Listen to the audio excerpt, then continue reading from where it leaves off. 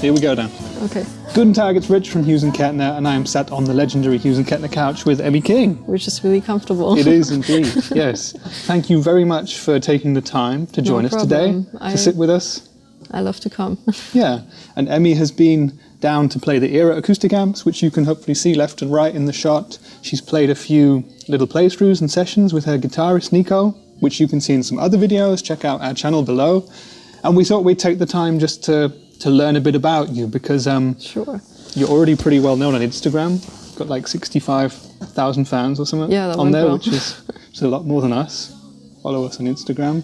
But I'll tag you. yeah, otherwise you're what I would call an up-and-coming artist. So for those of you who don't know who Emmi King is, can you give us a brief introduction to you and your career so far? Yeah, I'm Emmi King. I live in Berlin right now, and yeah, I'm just a singer-songwriter, but live with a band, with a rock band. And yeah, I just love writing songs. My music started originally as a one-man show because I went to the studio. I play a lot of instruments myself because I'm originally a drummer. So I started playing the drums when I was 6 years old, and I just added the other instruments by myself. Like I got a guitar, bass, some piano, and all of a sudden I started to sing as well without any background of vocal lessons. And that made the Emmi King sound on the audio and on the CD. So that was something that developed first, and after that I took it live. Yeah. Yes. Okay, so let's go right back to the very beginning then. You started playing drums when you were 6. Yes. What attracted you to the drums, and how did that work out for you? Well, my parents always tell me we just walked by, I don't know, we just crossed a market and there was a band playing, and I was so fascinated by the drums. I, of course, don't remember, but it seemed to fascinate me, and so I insisted on playing the drums in the school as well, to really get a teacher to play the drums correctly, and I just never stopped playing. It was awesome. I enjoyed it ever since. Yeah. And how long did it take then to move on to the other instruments? What did you pick up next? That actually took a long while, because, as I said, I started with 6 years, and when I was about 15 or 16 years old, I moved to the States for 1 year. It was a high school year in Wichita, Kansas. It's in the middle of nowhere in the United States, Great Plains. And that's where my host family at that time, they gave me a guitar as a present, as a welcome present, because they knew I'm playing the drums and I love music. So they said, they thought that's a perfect present. So I had this guitar standing in my room, and I just started playing, and I watched some YouTube videos. I didn't have a teacher at the time, and I never got one either. So I just learned it by myself. And once I had the guitar parts that I loved, and I started songwriting. The songwriting came before I actually tried to improve my guitar skills. So I just had some random chords, and I added lyrics to it. That was the original plan. So bass and piano are similar to, like, you can just convert it a little bit. And so that's why I know basic bass skills and I'm stressing basic piano skills, but it's enough to create my songs. Sure, yeah. Yes. And did you find, coming from a drum background, that when you picked up the guitar, it was informing how you played, like in a rhythmic way or a percussive way or anything like that? At least that's what people tell me all the time. Basically, people tell me I'm playing the drums on guitar. Well, I thought I could sort of hear that. It's like, so that's why I asked. Yeah, a song like my original songs like Run Baby Run, the very first songs I wrote, it's like basically a drum rhythm. I can play it real quick. It's like, just goes like, and so I have the drums in my head all the time, and it's a song that I created by thinking of drums. Yeah. A lot of songs are like that on my EP especially. Yeah. So a lot of the songs actually began not with melodies or with lyrics or whatever, but with drum beats, and you kind of then fleshed out a little bit, the drum beats. Definitely riffs. Like I have a fascinating riff that I like. Small Town, for example, is just like, I'm sitting next to my guitar and I have a riff to start off with. It's my, like, almost every time it's a riff. It's not lyrics. All that gets added after. But I have a riff like something like, and then I imagine it like a riff like Small Town. I created it on the acoustic guitar, and then I take it to the electric guitar, and finally I hear the whole band in my head, and and I'm just thinking about a real rock song, and that's how it ends up on my demos. Okay.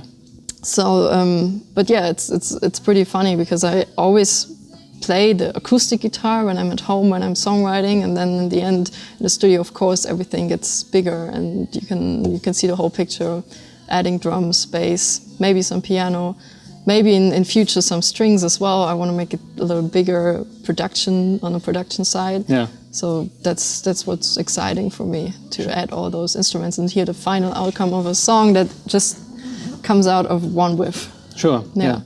When you're writing stuff like that and you're starting from the riff, can you already hear, for example, what the strings would sound like, or does it all come later in the process?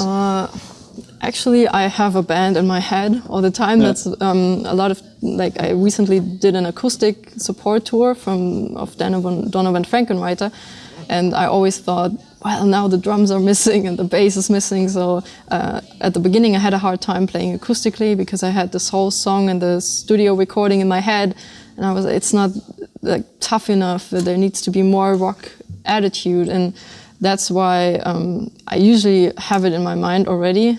But that doesn't mean that I know exactly what instrument plays, but I kind of have the outcome that I imagine. That doesn't even appear on those CDs and demos that I have so far. Like, there's a lot of more stuff I want to add to it when I go into like a real production, take it on another level. That's what I think about. Yeah.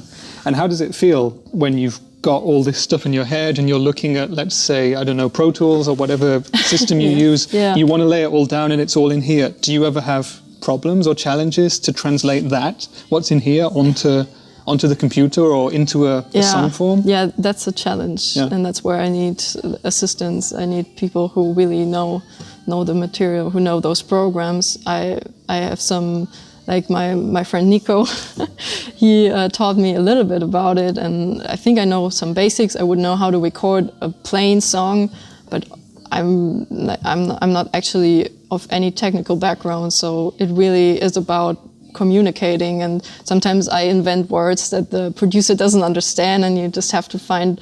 So I'm trying to learn some of the vocabulary that everybody would use in a studio to make that easier. But that's the challenge, to get the song in your head coming out of the boxes in a recording. Yeah. Cool. And so who would be your inspirations? Back in the day when you were writing songs, you must have been listening to stuff and thinking, that's cool, I can use that. Yeah, my main influences at the time where I started songwriting, that was the bands like Black Keys. The Black Keys, I like them a lot. They have those. Also, why I like the amp a lot is because it has the blues rock-ish attitude to it, and I also love a lot of bands in my genre, especially bands like Pretty Reckless, Dorothy, that I recently supported. That was really great. And but lately I actually wrote some softer songs as well. So now it's an interesting time for me in terms of songwriting, because I actually have softer songs, maybe even jazzy songs, more a little bit jazz, and like it's a mix of genres. So it's not only the plain rock anymore, but that makes it a journey that is pretty interesting to me, myself. Basically, Is that change coming about kind of because of you as you grow as a person, or is it also more because the more you play the guitar, for example, maybe not the better you get, but maybe the more technical you get and you start thinking about different songwriting approaches and principles? Yeah, it's a good question. I think a lot is about lyrics, about the lyrics I write. On the first EP, Tell the Truth on One, I was younger and I wrote a lot about like trying to write critical of society a little bit. I had different stuff in my mind than back in these days, because I was actually in the United States and I wrote a song called Americanized. I'm talking about mainstream trends and or small town, like one of my most rockish songs, or fastest songs as well. It's a real rock song, tougher than others. So I wrote those songs to be critical, but then now I discovered like writing softer songs that also talk about talk about like visions and new approach. So that definitely changed out of the lyrics, and the chords just followed. And also I had some studio time to try myself out more, like to add strings and see how does that sound, try different genre influences, and it changes the whole song, but in a good way sometimes. Yeah. So back in the days I had really simple recording options, so that's what you get from simple recording, but I'm right now I'm discovering the world of all kinds of recording options that exist. That's pretty cool. Yeah. Studio software, plugins, so that much kind of black hole that you can go into. Yeah, definitely. Yeah. What about on the lyrical front then? You said you used to do some kind of some angry sort of social commentaries almost, and you've changed, you've softened a little bit over the years.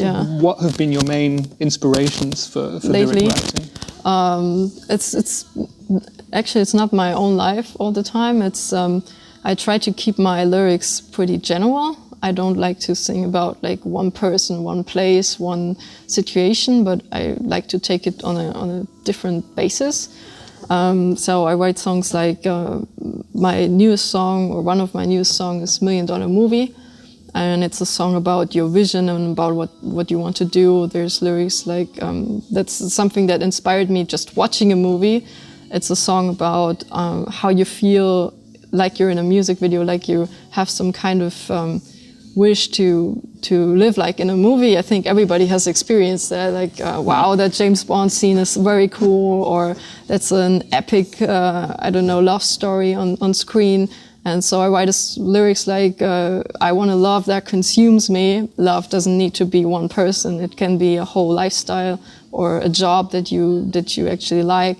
And I want a love that consumes me, just like the one in $1 Million Movie. And so I'm talking about general stuff, but I think that everybody can identify with. Yeah. Yeah. I mean, if you look at the songs which are top of the charts, they're not mostly spiky political commentaries. They're more kind of general. It's general love and stuff. True. It's what we do as people, isn't it? True. Yeah. It always comes back to the basics. Yeah.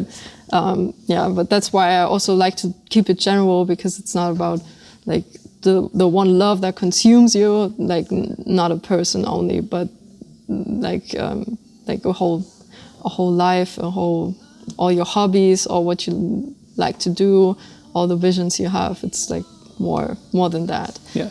That's what I always like to put across. Yeah. And did you ever make a specific decision to write songs in English? Or did you try in German as well and it just didn't sound so good? Or No, it felt more natural. Of course I have an accent, and of course I'm not native. But it also comes from my influences. I just listen to English music, almost only to English music. So it just felt natural to stay in English. For me as a songwriter, it's easier also to write in English and find the words, and like in some phrases German words just don't sound right. Yeah. And, or not as melodic. So I like to keep it English. Yeah. And you also have the advantage then that you can attract kind of a more international audience with stuff. That, of course, too. And I also think being in the United States for 1 year influenced me on that as well. Yeah. It's just part of my life, and also my dream at that time, because I wanted to be in the States for 1 year, and it was an incredible experience. So the international flair is just a part of my music. That's what I want to keep. Yeah. When you were in America, did you ever get the opportunity to perform songs like Americanized for the American people? Actually, I put that off the set list. Yeah. The Americanized song. But I played in the Paradise Rock Club in Boston last year. It was around that time. It was January. And as support from Dorothy, was one of the best gigs ever. I really enjoyed it. It's a different audience. I'd like to say it's not always that stiff. It's more like I really like the American audience. They are really into it, and they are interactive. And sometimes German audiences are more more shy, I think. Yeah. That's what a lot of artists say, and I can share it at some points. But I also enjoyed the German tour with Donovan Frankenweiter, and each city is so different. It's really impressive how one show never is like the other. Although you're basically doing the same, but you always feel differently and you have a different vibe to it. Yeah. So you're based currently in Berlin, Germany, right? It switches between Berlin and Munich, but okay.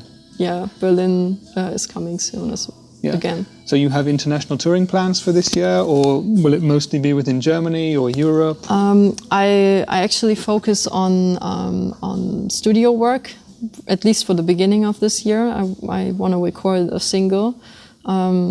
It's going to be $1 Million Movie, but it's going to be reproduced. And I mean, $1 Million Movie, I performed it as a song live a lot of times, but it's not appearing on my demo CD that I sell live. And it's not appearing anywhere on Spotify, or it's nowhere out there yet. So I want to take that on another level. I want to have a whole orchestra sound to it, and that's what I'm going to realize approximately this February. And it's going to be my project for the beginning of the year to go record that single, and then and then release it. I don't know, towards April. Something around that. Mm-hmm. Okay, cool. Yeah. And will there be shows to kind of promote that then? Yes, but they will come after. I won't tour for the first part of the year, but after that, definitely I'll promote it once it's out. Okay, cool. And let's get on to the gear then. Yes. I've seen that, well, today you've come and you've played the Era Acoustic amps. Acoustic, yeah. Again, if you've not watched the performances, links in the description down there. But I've also seen you've had some Blue amps on stage recently, so tell me about your experiences with those. Yes, I love my amp. It's the one I use for every show that I do on a rock basis, not the acoustic shows, of course. I play it together with my electric guitar, and I just love the way it sounds blues rockish, what I mentioned earlier. I have the influences of the Black Keys, and I don't like my sound too heavy, and I don't like it. I like a lot of bass in my guitar sound already. Yeah. You will hear it on the recordings. I use a lot of darker sounds. And I just love the crunch channel, the lead channel. I can switch it a lot. And what I also love about this amp is that it actually has a lot of my songs, they start acoustically, and then they have a build up to the chorus, and then the whole band comes in. And that's an effect that I didn't have, that I didn't hear on other amps before. And that's why I use Hughes Kettner. It has the variety to switch between channels and to have the slower parts and the acoustic vibe, and then it's the rock sound I like, with lots of dark tones to it and lots of bass, and crunchy sound. Yeah, I love that. Yeah. So it's the Tubemeister Deluxe 40 which you're using, right? Yes, that's what I'm using right now. So you've got the 3 different channels, just going between the clean and the crunch, and maybe the lead as well, and that's everything you need, right? Yes, that's all you need. I think it's not only all you need. It's like it has the variety to change the sound, and I know that a lot of venues sound differently. So one venue might have a different sound than the other. So that's why I love to have that variety with crunch and lead, because at some places I like to prefer the lead channel for the chorus parts and the really heavy parts, and sometimes I like the crunch part more. So that varies, and I like to have those opportunities, and not just one channel, one specific sound for one amp, but you have a lot of variety to it. Yeah. It's awesome, yeah. Cool. Yeah. Well, we've only done acoustic today, so if you want to hear Emmi playing her electric guitar and her Tubemeister Deluxe 40, you're going to have to go out and see her in concert, which is also the only place where you can get a copy of this Small Town live record. Yes. And I seriously suggest that you go and check it out if you can. Like I said, acoustic performances with guitarist Nico in the description there. Make sure you head over to emmiking.com to get all the latest news and updates there. Check out her Instagram page. Join the massive throngs that have already subscribed to her Instagram channel. Thanks very much again for taking the time to speak with us today. I'm Rich from Hughes Kettner. Subscribe to us as well, please, especially on Instagram. And we shall see you in the next video. Cheers.